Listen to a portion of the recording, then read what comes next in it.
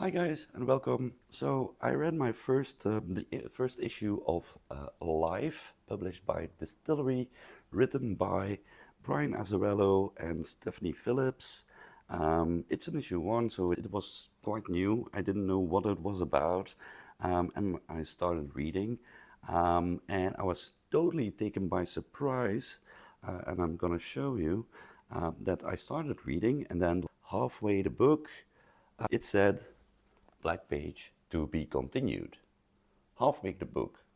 So it went really fast reading the story, and then it was like to be continued. So I expected when I flipped the page, okay, now we'll get some, I don't know, extra art or background or maybe notes by the writer, Brian Azzarello or something like that. But then I flipped the page and it showed the covers of issue number 2. That makes sense. And this one is upside down. So I was like, eh? What the hell? So I flipped another page and there's a to be continued upside down, and everything is upside down. So this book are actually two stories intertwining, and you just start reading and then you flip the book, you turn it over, and you start reading a second story. So Life from DSTLRY contains actually two stories, but they get intertwined. I think they will get intertwined. So the first story I read, just making sure I've got the right side. Yeah, okay. So the where I started, I don't know if that's the correct story to start with. So please tell me if I should have read it the other way around first. But I started apparently with Cons, chapter 1. So I held the book like this and started reading. And it started with Cons. So convicts. It's about apparently a couple of criminals that are like serial killers, and they get a life sentence. So here we're in court, and there is a serial killer having killed like 151 people, children, women, whole families, and he gets like 151 life sentences. I was like, yeah, okay, you're in jail for the rest of your life, right? Hold on. So we see that, the court, the sentencing, then we see him in prison. We see him also with other convicts.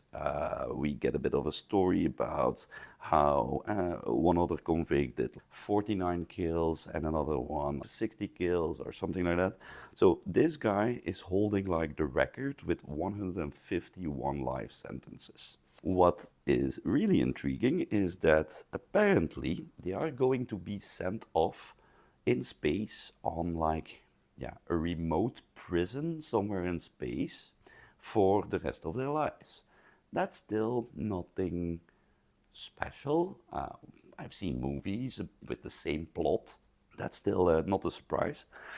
We do see a doctor asking about, okay, who are the 4 convicts that I get today to do whatever with. We don't know what he does with them, but apparently there is something going on, and the doctor is going to do something with 4 guinea pigs of those convicts.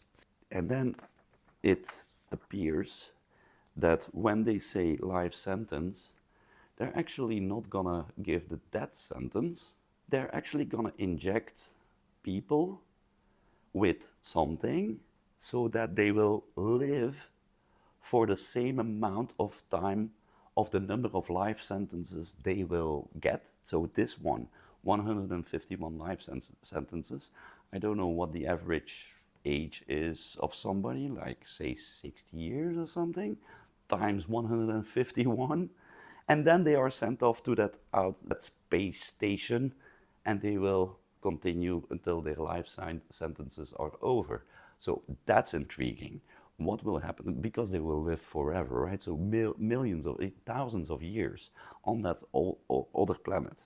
And so that story ends on the other world 267 years later. So they have been living on that space world prison for 276 years already.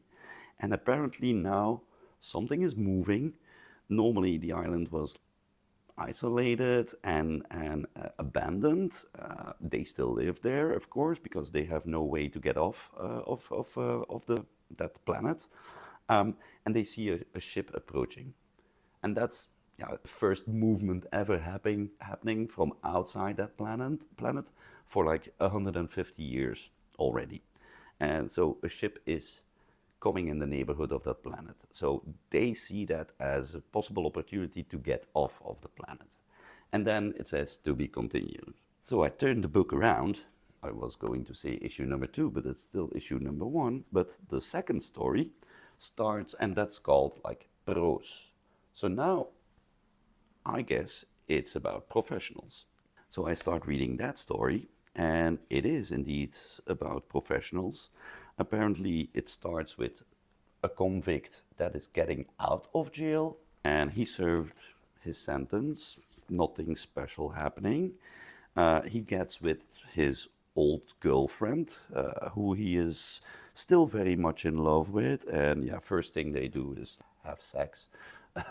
Okay, fine, that's great, but she's actually trying to have him do one more job with her.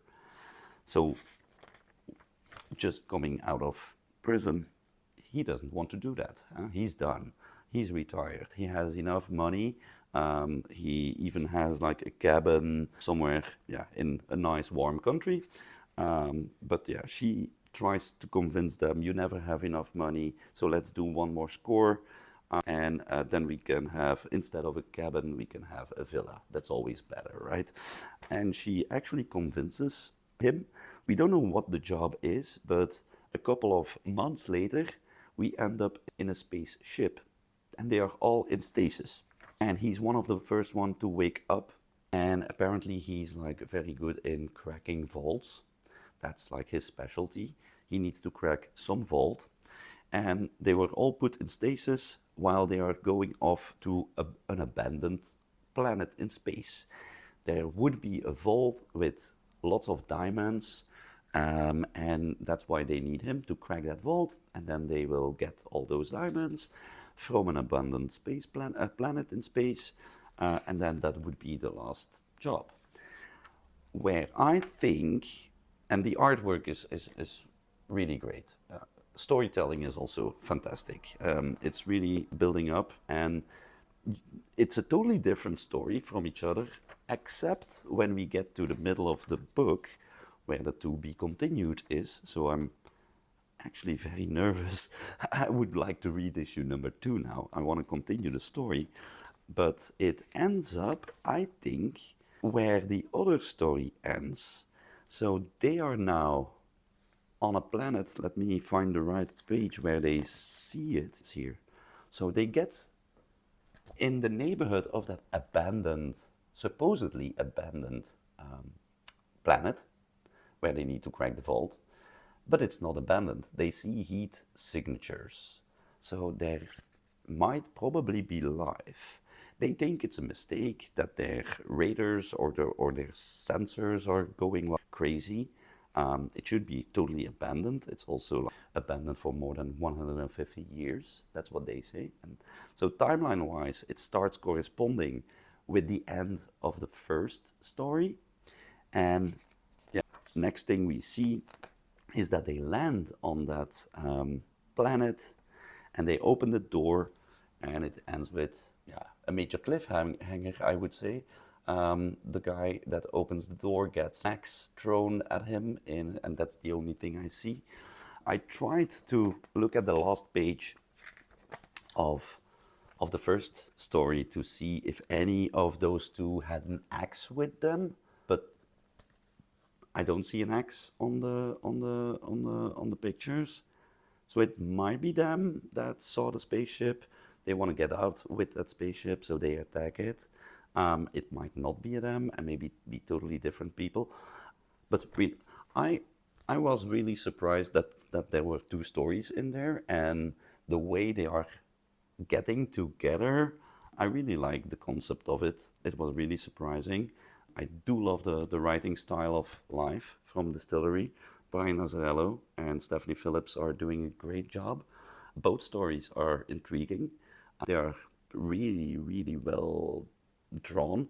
The art is fantastic, and yeah, I can't wait for issue number 2, actually.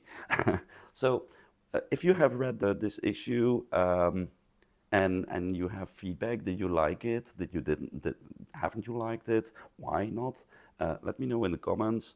Also, if you like this type of videos, subscribe to the channel. But yeah, let's keep the conversation going.